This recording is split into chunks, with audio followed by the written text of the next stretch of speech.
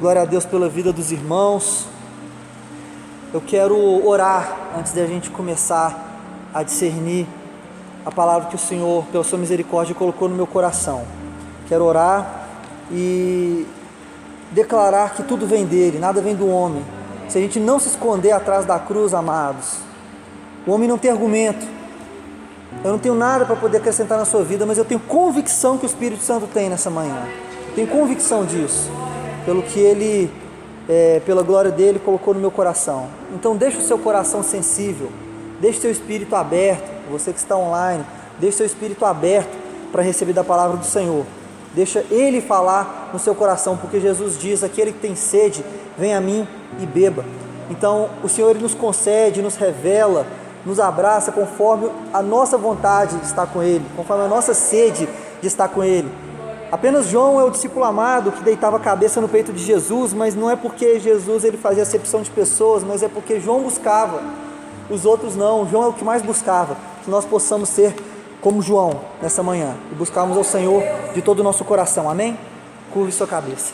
Senhor, nós te adoramos, nós te glorificamos e te bendizemos. Nós não cansamos de dizer isso, nós não cansamos, Senhor, de orar e te glorificar novamente, seja em meio a fartura, bonança, seja em meio a dificuldades, seja em meio a coronavírus, não importa, porque ainda que a figueira não floresça, que a videira não dê o seu fruto, ainda que o produto da vide pereça, que os campos não deem seu mantimento, que a ovelha seja arrebatada do aprisco, não se ache o gado no curral, nós nos alegramos no Senhor. O Senhor é a nossa fortaleza, o Senhor faz os nossos pés como os da corça, nos faz andar altaneiramente. O Senhor é o nosso Deus cuidador, seja em momentos bons, ruins, momentos difíceis, duros. O Senhor é nosso consolador, naqueles momentos que perdemos entes queridos, como eu perdi, muitos perderam. O Senhor é nosso consolador, nosso ajudador. O Senhor é nosso socorro bem presente na hora da angústia. Tu és o nosso tudo, Senhor. Nós consagramos nessa manhã as nossas vidas ao Senhor. Consagramos tudo que somos e tudo que temos, porque pertence a Ti. Nada verdadeiramente é de nós, tudo é do Senhor. Que essa palavra, Senhor, possa vir aos nossos corações, trazendo espírito de sabedoria e de revelação no pleno conhecimento de Jesus Cristo. Que possamos, Senhor, buscar ao Senhor de uma forma mais intensa a partir de hoje. Que possamos ser mudados, realmente transformados pela Tua palavra. Que possamos nos consagrar de uma forma mais profunda e Te buscar pelas motivações corretas, Senhor. Em nome de Jesus, que o Teu querer seja feito em nossas vidas, na vida dos meus irmãos, daqueles também que estão online, Senhor, daqueles que estão vendo pelas redes sociais, que verão depois esse vídeo. Que o Teu Espírito Santo toque, porque não há distância no mundo espiritual. Que o Teu Espírito Santo toque e transforme cada vida aqui presente, Senhor, em nome do Senhor Jesus. Amém, amém e amém. Glória a Deus, irmãos. A paz do Senhor esteja no coração de vocês.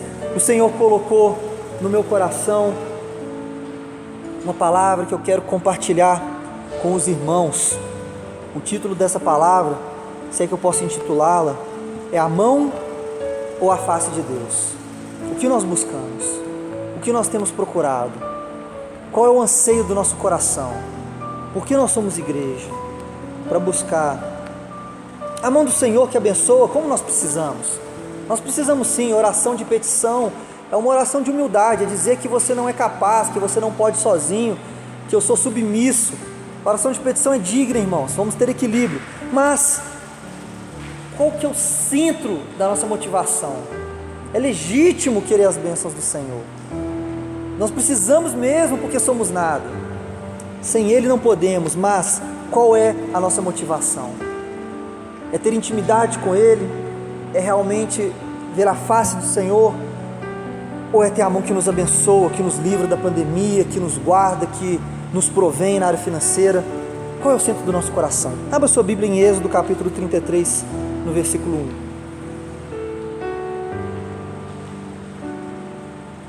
1. Êxodo capítulo 33, no versículo 1.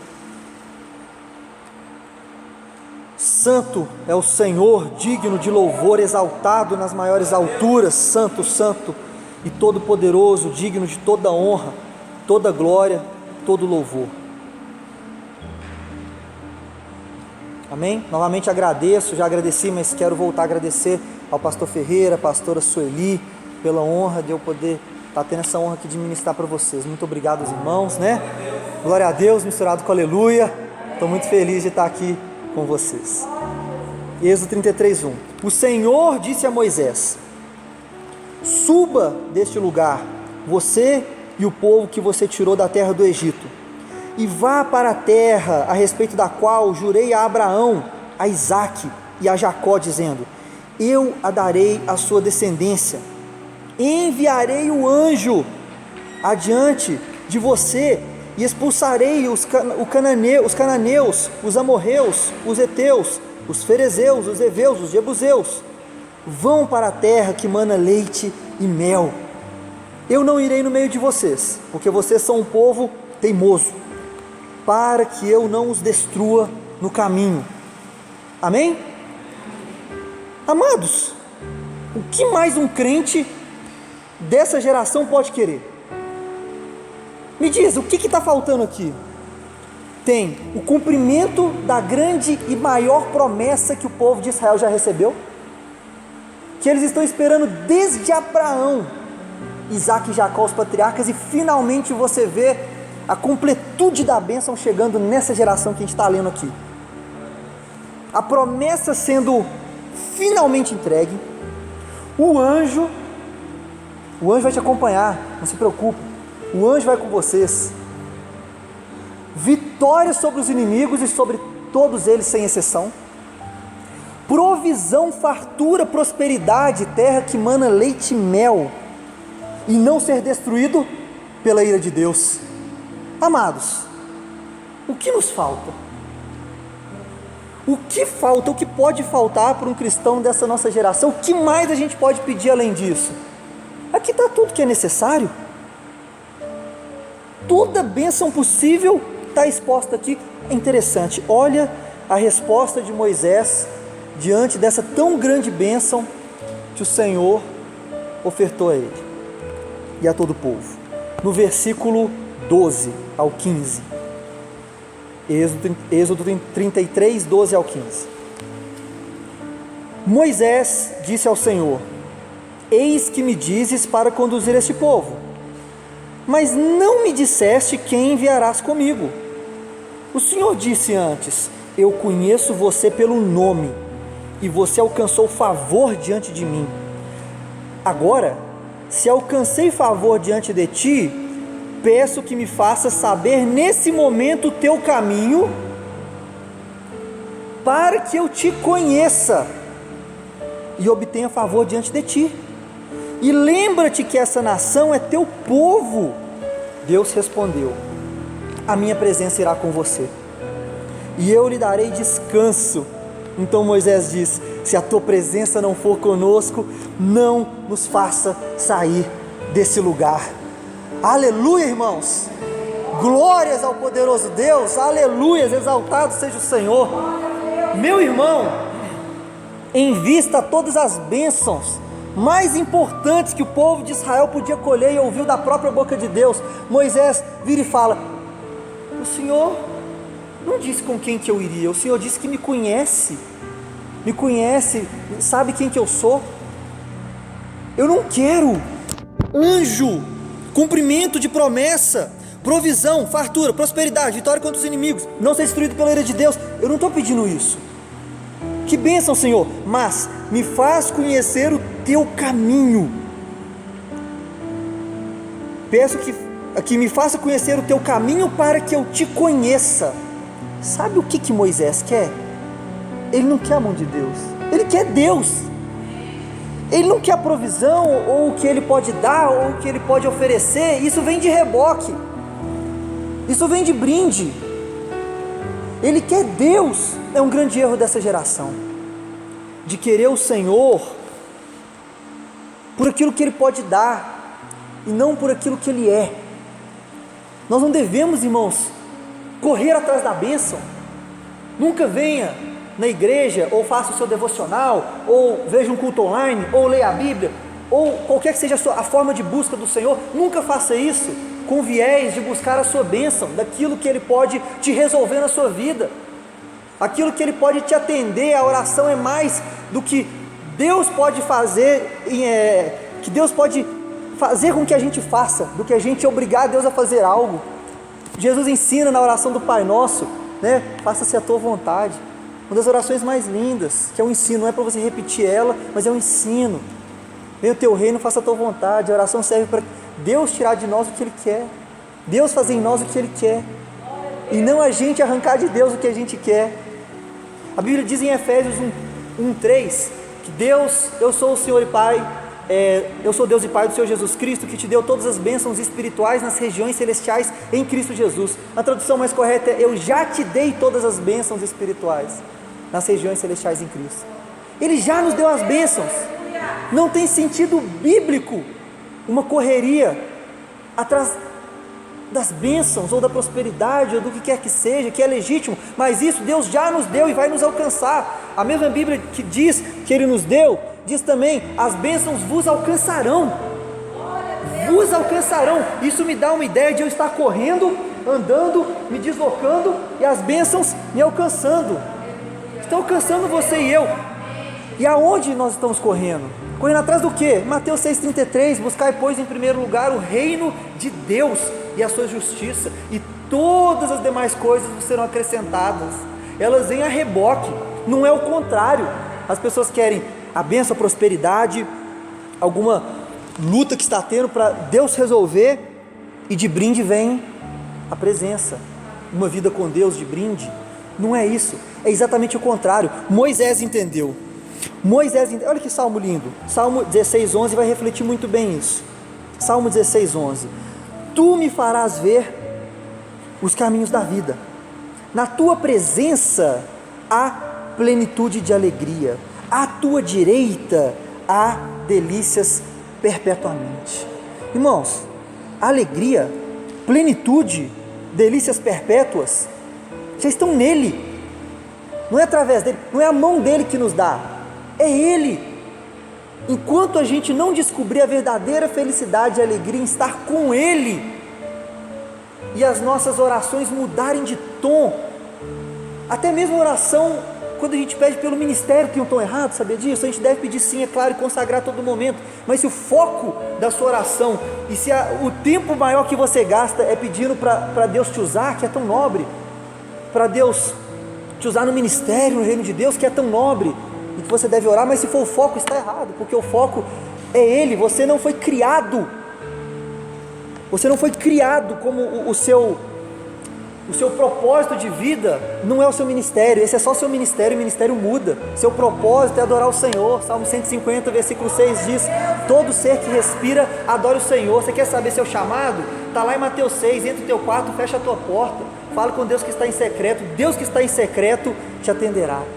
O seu propósito é ser filho.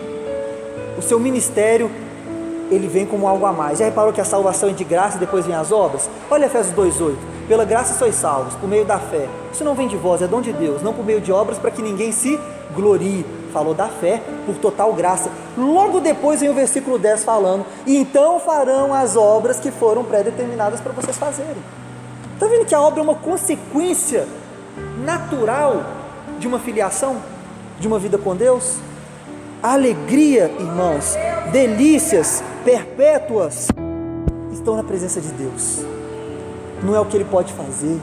Certo pastor, uma vez ele estava ministrando, ele escreveu isso no livro dele, e ele foi muito usado por Deus, e ele tinha um ministério de cura na vida dele, de milagres e maravilhas, algo muito tremendo, e ele foi grandemente usado naquela noite. Ele foi grandemente usado e teve cura, teve poder, teve milagre. Ele falou: Deus, que bênção, foi para isso que eu nasci. O Espírito Santo logo corrigiu ele. Ele falou: não foi para isso que você nasceu. Você perdeu o foco da alegria verdadeira da sua vida. Você nasceu para estar na minha presença, você nasceu para me adorar, você nasceu para ser filho. Isso aqui é consequência de você ter encontrado a pérola maior, mas parece que você está desviando um pouquinho o seu coração. Se a nossa verdadeira alegria e foco não for o Senhor Jesus e nada mais do que isso, está errado. Até o que parece tão louvável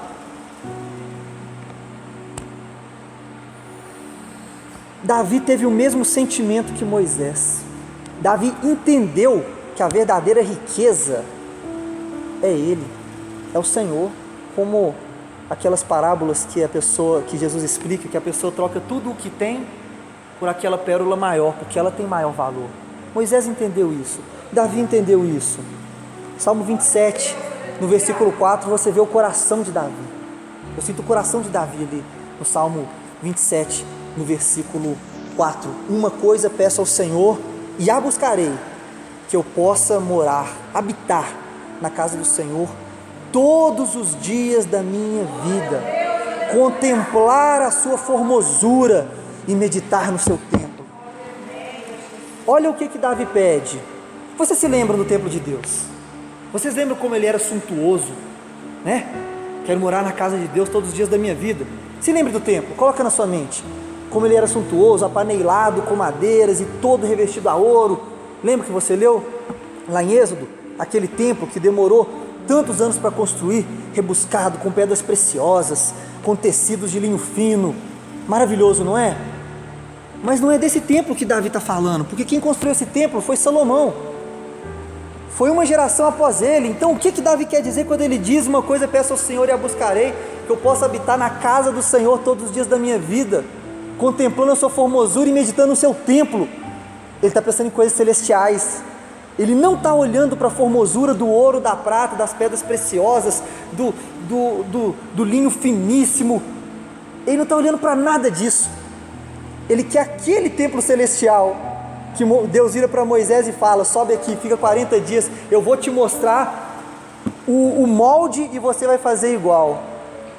Davi está falando daquele templo. Moisés fez uma tenda, né? A tenda sagrada, passou o tempo dela. E a casa do Senhor, o templo, o grande tabernáculo de Deus, foi na geração seguinte. Davi entendeu o que realmente tinha valor. Na presença de Deus, no templo celestial, no templo celestial. Para nós ser mais fácil, o véu se rasgou, irmãos. O véu que separava o homem de Deus no Antigo Testamento, o sumo sacerdote que entrava apenas uma vez por ano ali na presença de Deus e com pouca intimidade, cabeça baixa, o sangue do sacrifício nas mãos, um sininho e uma corda. Caso Deus fulminasse ele, o sininho ia parar de bater, os homens puxavam ele. Não, em profundo amor e reverência, é claro, mas em amor e intimidade nós podemos entrar nesse templo espiritualmente. Foi aberto a cada um de nós, cristãos, através de Jesus Cristo. Através de Jesus Cristo. Você sabia que os 3 véus que vão até o templo sagrado, pela cultura judaica, um chama caminho, o segundo véu chama verdade, o terceiro véu chama vida? Interessante, né? O véu que foi rasgado. Jesus, João 14,6 diz: Jesus é o caminho, a verdade e a vida. Ninguém vem, não é vai, é vem, porque quando o sacerdote entrava ali, ele ia até Deus, até o Altíssimo, até o Pai. Então ninguém vem ao Pai a não ser por mim, diz Jesus. Davi entende isso. Engraçado que mesmo ele sendo o rei de, alguns historiadores falam que é um império, outros historiadores dizem que nem tanto, mas enfim, era um reinado gigante e poderoso do rei Davi. Em meio a esse rei rico, milionário, bilionário, com tudo que tinha, ele vira para a gente e fala no Salmo 86, versículo 1: Senhor, eu sou pobre e miserável. Ouça por favor a minha oração. Com toda aquela prosperidade, com tudo que ele tinha, ele vira e fala que é pobre e miserável. Ele entendeu que as coisas do mundo não são essas que o fazem ser o que ele é. Não é essas que ele valoriza, é o próprio Deus. Ao contrário da igreja de Laodiceia, eles viram na riqueza o seu sustento. A igreja de Laodiceia, que é criticada lá em Apocalipse por Jesus, né? Eles tinham um comércio muito grande de ouro, de linho fino, de colírio, etc. E vem Jesus e fala: vocês são pobres, cegos e nus. Davi já tinha chegado a essa conclusão, precisava de uma repreensão tão grande. Por que não aprendeu lá atrás com Davi que a riqueza é nada? Eu sou miserável, eu sou pobre. Já que você não aprendeu, deixa eu te lembrar, deixa eu refrescar a sua memória, Laodiceia. Vocês são ricos? Vocês dizem que tem colírio? Ele fala, né? o meu colírio nos seus olhos, eu vou colocar vestes brancas em vocês, né? Comprem ouro de mim. Ele vai criticando exatamente as áreas financeiras mais ricas que a Laodiceia tinha, e no final ele fala, vocês se acham ricos, mas são pobres, cegos e nus. Pobres, cegos e nus. Então nós não podemos cair no mesmo erro de Laodiceia, muito pelo contrário. Nós temos que compreender, assim como Moisés, assim como Davi, a verdadeira riqueza, meu irmão, o verdadeiro sentido da vida é o Senhor em si, como fim em si próprio, e o que vem a mais é consequência disto, Você não vai num aquapark, dando um exemplo bobo aqui, num aquapark mais lindo, maravilhoso para se molhar, você se molha na torneira. O aquapark é o fim em si próprio, ele que é a delícia ali. Então você vê aquele salmo que fala, no Senhor há delícias perpétuas. Não é o que Ele vai fazer por nós, não é o ministério lindo que Ele tem na sua vida que vai te fazer completo. Te fazer completo é o Senhor. Esse é o grande problema de alguns homens de Deus, porque confundem seu propósito e seu chamado com o seu ministério. E ministério muda, propósito e chamado não. Você é filho, isso não muda, o ministério muda. Algumas pessoas entram em depressão quando Deus mostra para esse jovem que ele é um missionário.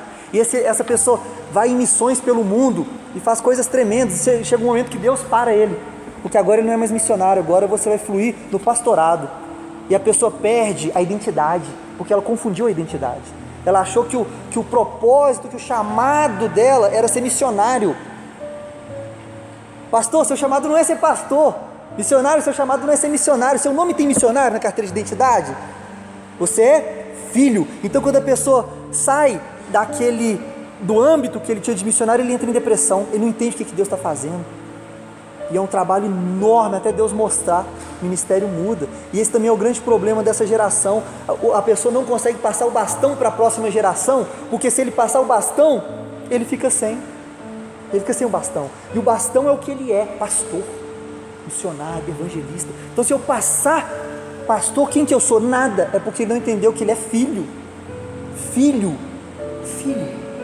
Aí quando a pessoa entende o chamado que é ser filho, entende Salmo 50 versículo 6, todo ser que respira adore o Senhor, ele com alegria e visão de águia, ele vai ver na pessoa, em vez de um concorrente, alguém que vai crescer, ele consegue orar pela pessoa, essa pessoa é uma bênção, essa pessoa vai ser um pastor, essa pessoa vai impactar gerações. É outro coração, é um coração de criar filhos e criar pais. Já não é mais um coração de egoísmo. Ele passa o bastão e fala, vai, seja um pastor muito melhor que eu. Aí vem o coração de Elias e Eliseu. Elias, ele foi um grande homem de Deus, mas Eliseu fez o dobro. Ele falou que era unção dobrada. Elias até titubeou na hora, se você for ler todo o contexto, desceu um amargo, até porque Elias tinha acabado de pedir demissão. Ele falou, me demite, eu não quero mais. Deus não fica de mimimi. Ele falou, vai ter 30 dias de aviso prévio, vai lá e unge tal rei, faz tal coisa, e unge Eliseu para ficar no seu lugar. Simples. Então, quando a gente não entende o verdadeiro coração de Deus, a gente não consegue nem passar o bastão para a próxima geração. Entenda, você é filho. Davi conseguiu ensinar isso e passar isso para Salomão. Salomão escreve em Eclesiastes 12:13, o sentido da vida. Essa é a conclusão final. Em algumas traduções vai falar a conclusão desse livro que eu escrevi. Tema a Deus e obedeça seus mandamentos. Isso é o resumo de tudo que o homem deve fazer. O resumo é Deus. O resumo não é as riquezas, como ele disse muito em Eclesiastes, tudo é vaidade. Tudo é vaidade. Tudo é vaidade, correr atrás do vento. Tudo é vaidade. Paulo chega à mesma conclusão. Filipenses 3:7. Filipenses 3:7, Paulo chega à mesma conclusão, foi tomado pelo Espírito quando diz isso, cheio do Espírito Santo, ele diz, pensava que essas coisas eram valiosas, as coisas que ele tinha, o que ele era como fariseu, o que ele ostentava como a maior classe cultural de sua época. Ele fala, pensava que essas coisas eram valiosas, mas agora as considero insignificantes por causa de Cristo. Sim, todas as outras coisas são insignificantes comparadas ao ganho inestimável de conhecer a Cristo Jesus, meu Senhor. Por causa dele, deixei de lado todas as coisas e as considero como lixo, a fim de poder ganhar a Cristo. Tudo que ele tinha, irmão, virou nada. Essa consciência tem que tomar nosso coração. Essa consciência de Moisés em não querer a bênção mais absurda. A consciência que está em Davi, que estava em Paulo também, de ter a consciência que nada importa. Tudo eu considero agora como refúgio, outras traduções como lixo, para eu poder conhecer a grandeza de Cristo. Nada mais importante do que conhecer a grandeza de Cristo, do que ter a filiação, ser filho, intimidade como centro. Querer não a mão do Senhor, mas a face do Senhor, ou quem sabe até os pés. Olha que interessante o que aconteceu com Maria Madalena. Eu não vou ler o versículo não, para a gente caminhar, mas você conhece a história. Maria Madalena, ela quebra o vaso de alabastro. É a mesma Maria que é a irmã de Lázaro, né? Marta e Maria. Ela quebra o vaso de alabastro aos pés de Jesus. Isso honra. Jesus fala: ninguém se esquecerá desse ato. Sempre que falarem do Evangelho, ninguém se esquecerá disso. E quebra o vaso de alabastro e unge Jesus ali, chora aos pés dele, limpa com os cabelos, né? Seca com os cabelos os pés de Jesus. A coisa mais linda. Essa mulher, ela fez mais do que a gente imagina. Você sabia que na cultura de época, apesar de haver um dote para o casamento, e o homem, o pai do homem, pagaram uma certa valia para a família da noiva, a mulher tinha o costume de ter um ajuntamento, de juntar algo para ajudar nas despesas de matrimônio. E essas despesas, e esse ajuntamento era feito em alabastro. Normalmente elas juntavam um vaso de alabastro a vida inteira, representando o sonho do matrimônio. Essa mulher era uma prostituta. O que ela está dizendo? Eu tenho vontade de mudar de vida. O sonho dela era mudar dessa condição. O sonho dela é deixar essa vida promíscua e ter um matrimônio, um casamento. Ela pega o vaso de alabastro, aquilo que representa tudo que ela juntou, todas as lágrimas dela, tudo que ela sofreu, o sonho de sair de uma vida terrível, e quebra aos pés de Jesus, entrega. Não é só um vaso. Judas viu um vaso, Judas falou: é de grande valor, dá-se aos pobres. Ele é carnal mesmo, mas a gente vê outra coisa. A gente vê o coração dela aqui nesse vaso de alabastro, o sonho dela. Quinta-feira eu vou ministrar sobre isso, o sonho. Deus vai realizar o seu sonho, só que não. Aí se quiser você vê lá na quinta. Então ela trocou o sonho dela pelo sonho de Deus. Será que a gente está viciado naquilo que a gente ouviu bastante? Deus quer realizar o seu sonho, não pare de sonhar, e tal. Tudo bem, não pare de sonhar, é verdade, mas a gente tem que ser mais específico. Será mesmo que nós estamos vivendo o sonho do centro da vontade de Deus? Porque Isaías 55:8 diz: meus pensamentos são maiores que os vossos pensamentos, meus caminhos são maiores que os vossos caminhos. Assim como o céu é maior do que a terra, assim são meus pensamentos melhores que os seus, e os meus caminhos melhores que os seus. Como que nós saberemos se estamos seguindo realmente o sonho de Deus? Eu deixo isso para quinta-feira, mas aqui por enquanto o que importa para a gente é: será que a gente está viciado em querer o nosso querer? Será que a gente está viciado em querer a nossa vontade, o nosso sonho? E ir para um quarto de oração para convencer Deus. O judeu, ele não ora mais de uma vez por uma coisa para Deus. Ele ora e entende que ele o escutou e que ele é soberano para dizer sim ou não, e no momento certo. Por isso que Paulo vira e fala: eu orei 3 vezes a Deus. Para a gente, fala: pô, eu orei 3.000 para certa coisa. O que você está falando, Paulo? Para a nossa cultura não faz sentido o que ele falou. Agora, para a cultura judaica, quem lê fala: uau, Paulo foi insistente e um pouco ousado.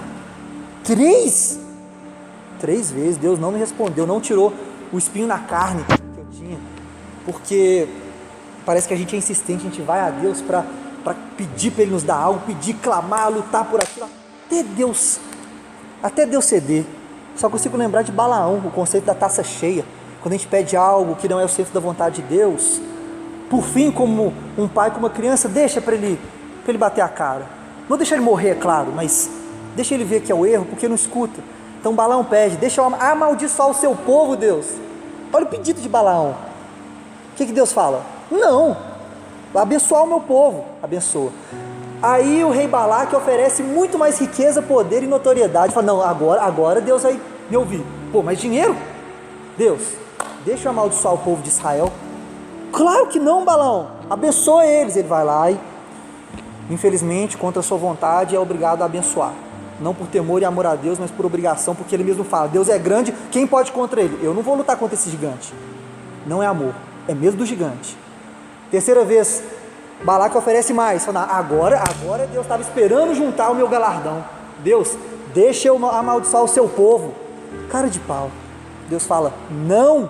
Vai lá, abençoa de novo. Pela 1000ª vez, Deus, deixa eu amaldiçoar o seu povo. Qual que é a resposta de Deus? Vocês se lembram? Sim.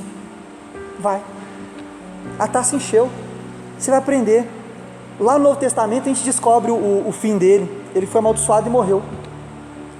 Balaão foi trucidado junto com o ataque do povo de Israel. Antes dele chegar para amaldiçoar, Deus ainda dá chance. A mula fala, dá todas as chances para ele não ir, para ele não fazer a coisa errada, mas ele não enxerga. Ele quer a sua vontade.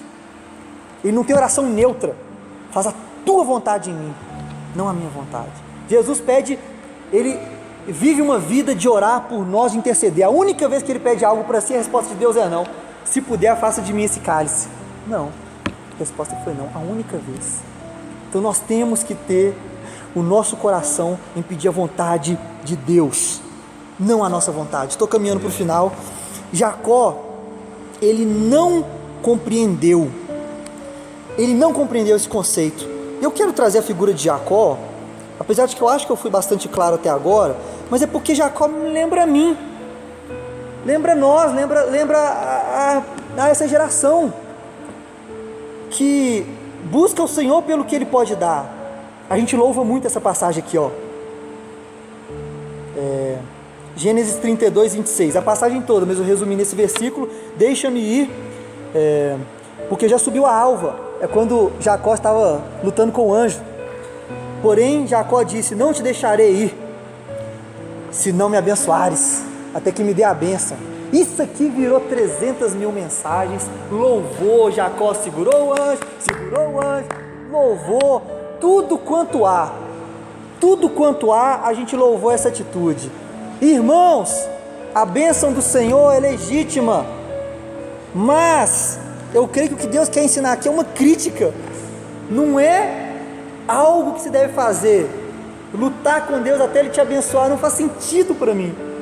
Deus é abençoador, e Ele fala, mas não do que sim, porque o não é didático, e o não te salva, porque Provérbios 20 ou 19, 20 vai dizer que muitos são os caminhos do homem, mas muitos levam à morte, e muitos são os caminhos do homem, mas é o Senhor que dá a palavra final, é Ele que sabe, como a gente insiste em algo. Jeremias 10, 23 diz, eu sei, ó Senhor, que as nossas vidas não nos pertencem, e não podemos nem sequer planejar nosso próprio caminho. Provérbios 20, 24 vai dizer no mesmo tom, é o Senhor que guia nossos passos. Para que tentar entender tudo ao longo do caminho? Então quando a gente vai analisar, vou falar um pouco mais de hermenêutica, a Bíblia como um todo, o coração de Deus, eu não consegui entender essa passagem como ela é largamente pregada, em que Jacó nobremente luta com o anjo e herda a bênção. Eu sei, existe algo abençoado aqui, ele se tornar Israel e ser o povo de Deus e querer cumprir o propósito que vinha do seu pai Abraão e Isaac, mas outra coisa é você pegar essa passagem totalmente deslocada do seu sentido, do seu contexto histórico, para falar que a gente deve lutar com Deus pela bênção, assim como Jacó. Não é esse o ensino. Jacó, o que ele está por trás do coração dele é o seguinte: me dá a bênção, assim que você me der, vaza. Aí sim, enquanto você não me der a bênção, eu vou lutar com todas as minhas forças. Então não é exatamente isso que a gente deve absorver desse texto, porque as pessoas estão absorvendo isso. Eu quero é a bênção de Deus. Eu lembro de uma pessoa que eu e minha esposa levávamos para a igreja, porque ela ficava extremamente quebrantada quando o namorado terminava com ela. Já uma pessoa jovem adulta. E aí já até morando com ele e tal, aí quando terminava, ela falava, não, a vida mesmo é Deus, a gente se confunde muito, devaneio, olha para as coisas, olha para namorado, para isso, eu quero é Deus, tem culto Tem culto quarta? Eu vou com vocês. A gente buscava ela, levava para a igreja. Tem culto quinta? Não tem. Mas por que não tem quinta? Não tem outra igreja que tem culto quinta não? Para a gente dava um jeito, pegava menino com sede de Deus, com fome e tal. E escola bíblica, leitura, me ensina a ler, eu quero uma bíblia, qual que é a melhor versão? Pensa num crente que você tem, o pastor, o mestre, ele tem assim, prazer em ensinar, porque a pessoa, você vê que ela quer, mas eu não sabia o fundo do coração dela, só Deus sabe. E aí ela buscava e tal, domingo de manhã, domingo à noite, se a gente não pudesse, ela ia sozinha, escola bíblica. Aqui, como é que faz para ser pastor? O que eu tenho que estudar? O que eu tenho que fazer? Falei, opa, vamos conversar. Aí infelizmente voltava com o namorado. Aí acabou. Nunca mais ia na igreja. Por 5 meses, 6 meses, 8 meses. E eu estava orando tanto para eles voltarem, para Deus atender o pedido dela, para Deus ser gracioso, para dar tudo certo, para ele converter também, é um grande amigo meu. E aí voltou, acabou. Mas aí, graças a Deus, terminaram. E aí volta a menina, num fogo 3 vezes maior. Eu não aguento, eu falo com o jovem, vida com Deus não é 100 metros rasos, não é Usain Bolt não, é maratona. Os caras vêm no fogo, e eu não quero apagar o fogo, eu falo, vamos embora, mas eu não consigo te acompanhar. O tanto de Bíblia que você lê, o tanto de jejum que você faz, o tanto de monte que você vai, eu não amo Deus assim, esse tanto. Eu falo com os jovens, só que eu já sei que isso dura só umas semanas, um pouquinho de experiência com o jovem, é só um pouquinho, não tem como sustentar isso.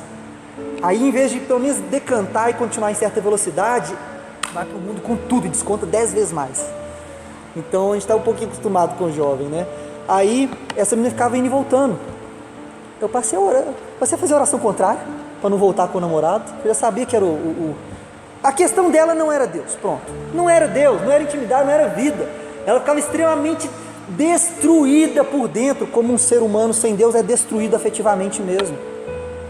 Quem que você busca? Deus. Ela tem fé, sabe que Deus existe, busca. Então, você entendeu como que a mente do ser humano é? A gente tem que ter muito cuidado de não ser como Jacó, sempre trocando. Se o Senhor me proteger, eu te dou o dízimo. Lembra? Jacó disse isso. Não é porque Ele vai te proteger que você vai dar o dízimo, pelo amor de Deus. É por profundo amor e reverência e amor ao reino.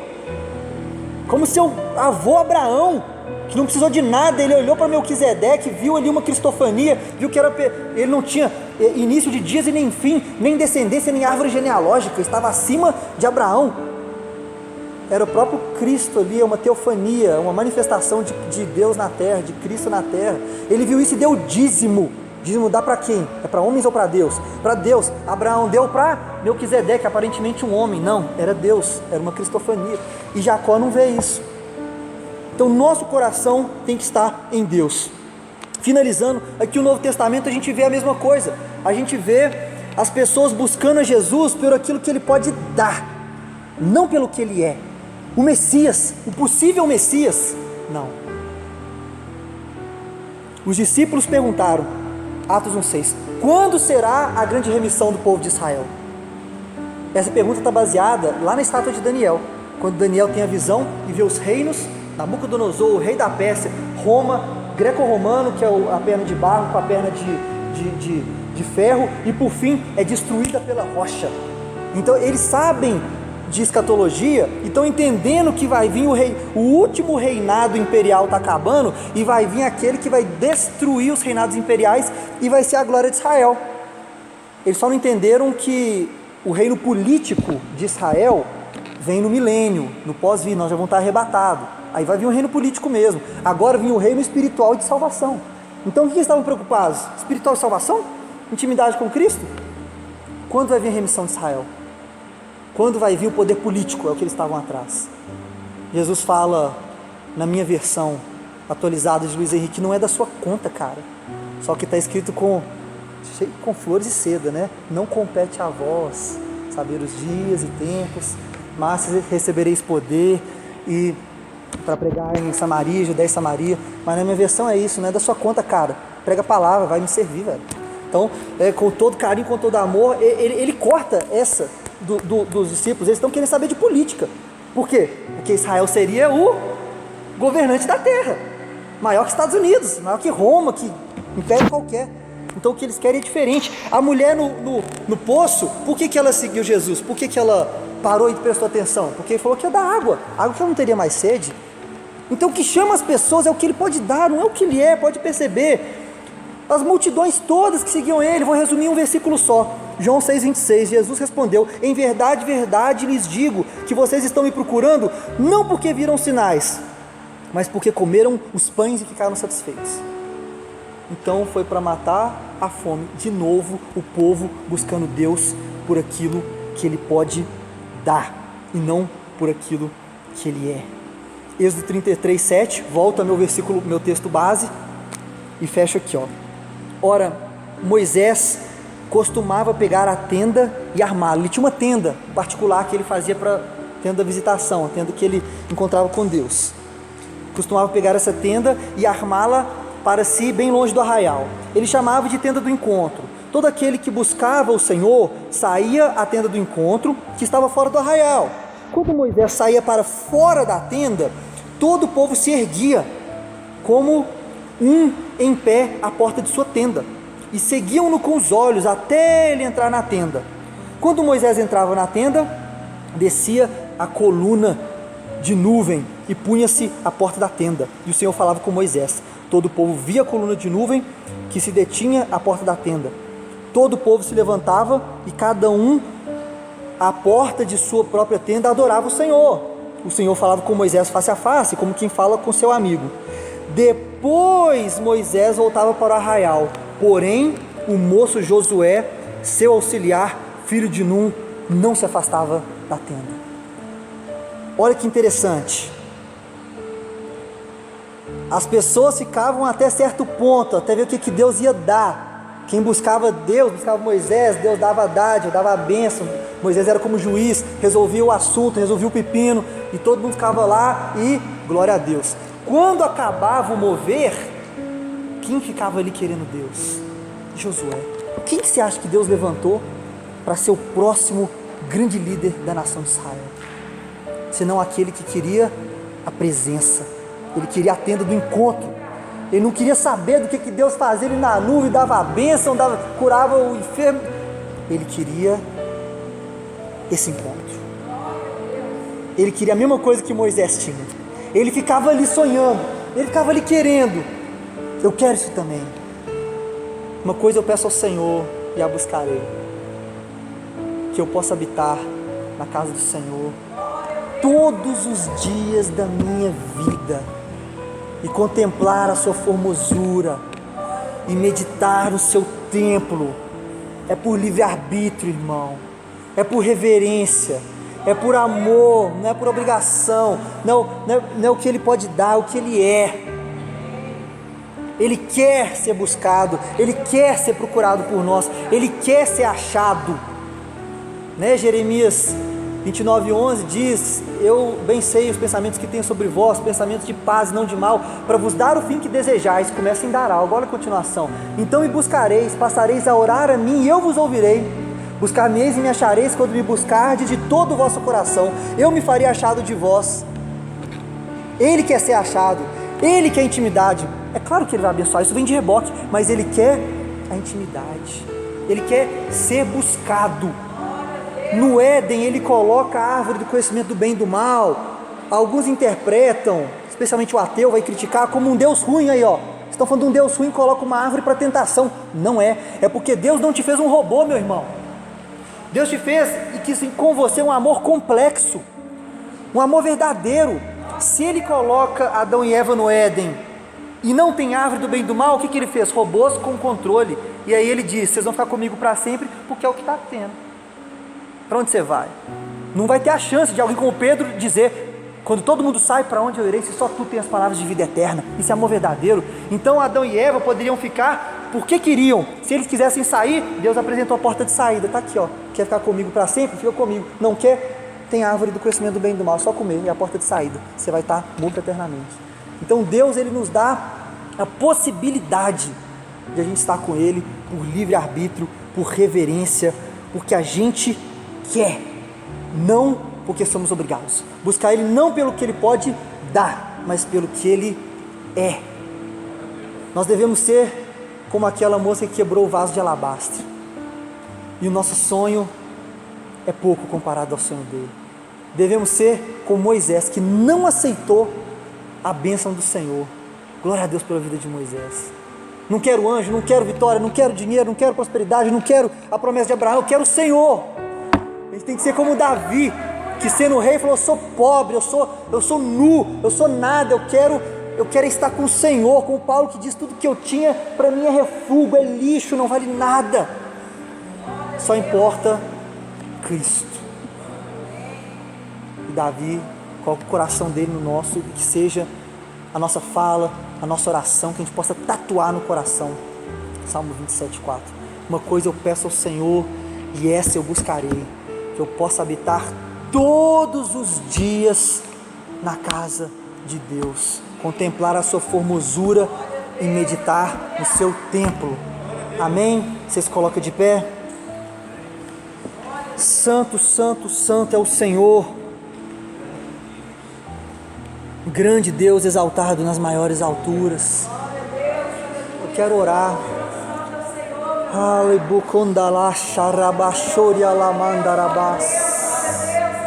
Santo, santo, santo é o Senhor, papai. Santo, santo, santo, santo, santo é o Senhor. Arachamada sorosha calamassuri andarabás. Santo é o Senhor, Pai. Nós não queremos outra coisa senão o Senhor, papai. Por favor, nos liberta, Senhor, da vaidade, do querer financeiro, da ganância que essa geração inculcou em nós, papai. Que nós possamos te conhecer todos os dias da nossa vida, Senhor. Que nós possamos, papai, ser um contigo e te buscar com intensidade, não pelo que o Senhor pode dar, mas por aquilo que o Senhor é, por vida com Deus. Queremos compreender o nosso chamado de filho, independente do ministério que o Senhor tem e que vai vir, mas o nosso chamado de estar contigo eternamente, Senhor. Queima nosso coração, Senhor, queima nosso coração por ti, Senhor. Nos dê fome, nos dê sede, papai. Nós já temos o queijo, nós já temos a faca. Nos dê fome, Senhor, nos dê fome, Senhor, de ti. Que possamos, Senhor, te conhecer e prosseguir em te conhecer. Que possamos ser um contigo, que possamos, Senhor, te amar eternamente. Que o único pensamento dessa noiva seja o noivo, não os presentes, mas o noivo. Não a festa, mas o noivo. Não o vinho novo, mas o noivo. Não o que o Senhor pode dar na glória do céu, mas estar com o Senhor nesse lugar. Que seja o noivo, o pensamento único do nosso coração. Que seja o Senhor, que seja te amar, quebrantados na tua presença todos os dias, em nome de Jesus, em nome de Jesus e em nome de Jesus. E você diz após mim, repita após mim agora, diga assim: Senhor Jesus. Todos digam em uma só voz: Senhor Jesus, eu quero mais de ti, eu quero a tua face, portanto eu te recebo como meu Senhor, meu único e suficiente Salvador. Eu me arrependo dos meus pecados e decido viver contigo eternamente e conhecer as delícias eternas que estão no Senhor, no teu coração. Em nome de Jesus eu oro. Amém, amém. E aplauda o Senhor, os aplausos são para o Senhor. Amado, se tem alguém aqui ou alguém online que fez essa oração pela primeira vez, que aceitou Jesus e compreendeu o peso dessa oração, o seu nome foi escrito no livro da vida. Se tem alguém nessa condição, eu quero que, se estiver aqui, que levante a mão para eu fazer uma oração especial por você. Se estiver online, que chame a gente no Instagram, no Facebook, no particular, e a gente quer orar por você, quer te acompanhar, quer poder amar você e te servir. Se tem alguém nessa condição aqui, pode levantar a sua mão. E se tiver alguém online, nos procure. Nós queremos estar com você, te ajudar, te auxiliar. Queremos lavar os seus pés, ser bênção na sua vida. Amém? Então que a paz de Deus, o amor de Jesus, as doces consolações do Espírito Santo seja sobre a vida de vocês. Vão em paz, que Deus abençoe vocês. Em nome de Jesus. Glória a Deus.